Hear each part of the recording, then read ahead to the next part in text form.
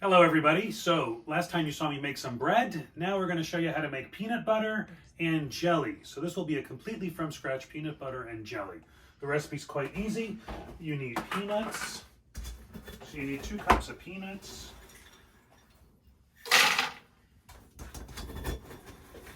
Or a little more, just for the, there you go. 2 cups of peanuts. And then you put them in your food processor, and if you don't have one, get a 14-cup food processor because it's kind of handy, it does lots of stuff. Turn it on, and you come back in 5 minutes. So the peanuts are gonna go for 5 minutes. You can stop it every minute, scrape the bowl down, but that's all you're gonna do in there. While that's processing, you're gonna take some frozen berries, put them in a saucepan, about halfway up the side. Volume is really irrelevant here, depends on how much jelly you want. Most recipes call for sugar and some lemon juice, and I'm just going to cut to the chase and use some triple sec because this is adult peanut butter and jelly and we're in a pandemic, so sometimes you just need a little, about a half a cup or so, just to, or so. Maybe a little more. And then you're just use gonna, the whole bottle. You're gonna put that on the fire and you're gonna bring that up to a boil and take it down to a simmer and you're gonna let that go. And then you will have jelly once that gets smashed and cooled. That's basically it. So in 5 minutes we'll have peanut butter, and in a couple hours we'll have some jelly. Okay. The peanut butter's been going for about 2 minutes now. You can see what that looks like. It's almost looking like a dough pulling away from the sides. Just keep it going. We'll be back in 3 more minutes. So this is about 3 minutes in. You do have to stop it every so often and scrape the edges, but all we put in here was just peanuts. And you can see it's kind of coming together. This is not quite the smooth texture you're looking for just yet. It's more of a dough, but just keep going. It will eventually come together. When you stop the food processor, you have to account for the time because it needs to process for a total of 5 minutes. And we're counting down. 3, 2, 1, and we are done with the peanut butter. The berries will still have to come up to a boil. That's the timer. Now, here's a little trick that's hard to find in the supermarket. It's hard to, you get peanut butter, but a nice little touch is you can actually take some cinnamon and sprinkle it in there. And now you have a cinnamon peanut butter, which is quite lovely, especially when combined with other flavors. So that's the peanut butter. You can see that it's... There we go. Maslow enjoys peanut butter. He's making sure he gets his. And there we go. So you're saying, why wouldn't you do more? Well, if you do more, it has to go longer, and 5 minutes does feel like an eternity. So I recommend you just do this in small batches as needed. What's the shelf life on this? A couple weeks. Does it need to be refrigerated? No, probably not. But I will say this, because we've released a lot of the fatty acids, so fats do go rancid if they are not chilled or if they are exposed to air. So to keep it fresh, I would say you can make this for about 2 weeks. It can live at room temperature. If you want to stretch it out a bit, you can stick it in the refrigerator. So that's why I recommend small batches. But this is it. This is peanut butter, which can be used for anything. You can see it's kind of jiggly like that fresh stuff in the supermarket there. That'll congeal a bit as it sits. I've not noticed this one separate like the natural stuff in the supermarket. And it tastes a lot better. Okay, so next I'm going to show you the rest of the jam. Okay, so now I'm going to show you the rest of how to make this jam. So all we have in here, you remember, is the triple sec and the bag of frozen mixed berries, so it's going to be a mixed berry jam.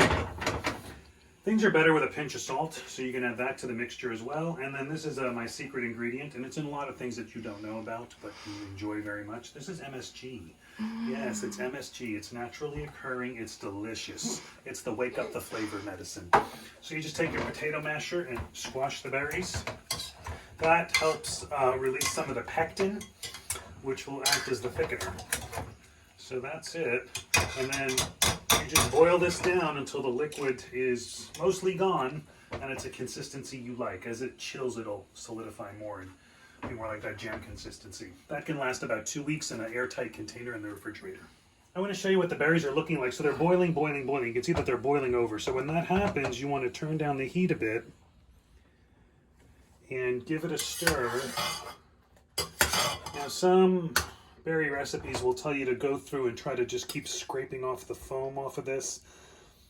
You can do that or not. I don't find a big difference. I think it's supposed to make for a clearer jam, you know, so it's aesthetically more pleasing. This is the kind of stuff you want to scrape off. Don't toss it. Put it on the side. Put it on top of your vanilla ice cream. It's delicious.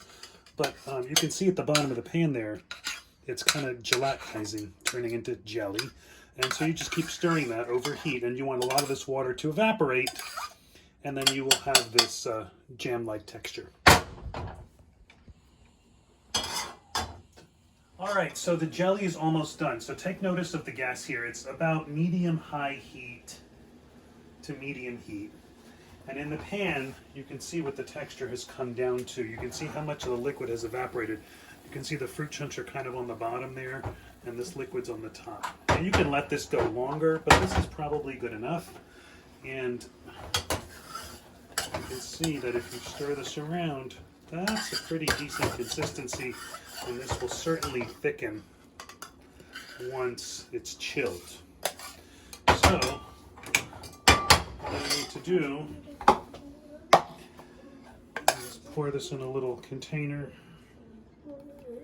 and just let it cool down completely to room temperature before you refrigerate it, so that we don't get condensation on the inside of the lid and we add liquid to this thing again.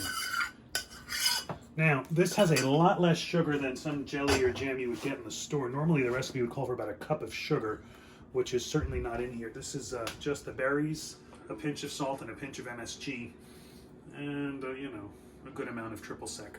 But we didn't add any granulated sugar or anything. So this will cool down, and then we'll chill it, and we will have peanut butter and jelly. The entire thing has been made from scratch. Okay, so we're going to slice up this bread that you saw the previous video for. You need a serrated knife to do that, back and forth in a sawing motion, and the bread comes out nice and flat. Check out that crumb structure. So this is a pretty dense loaf, so we're not going to need two pieces, but slice it down the middle. Here is our peanut butter. If you want this harder, put this in the refrigerator for a bit, but this is a pretty good spreadable consistency.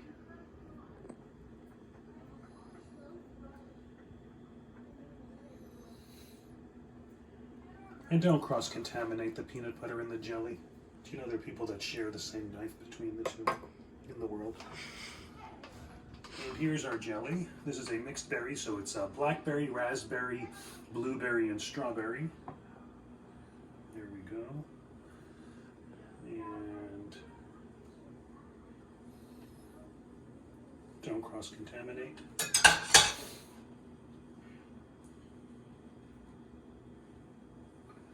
There's our peanut butter and jelly sandwich. The kids can eat this, even though the triple sec went in it boiled for over a half hour. So this is definitely something worth eating.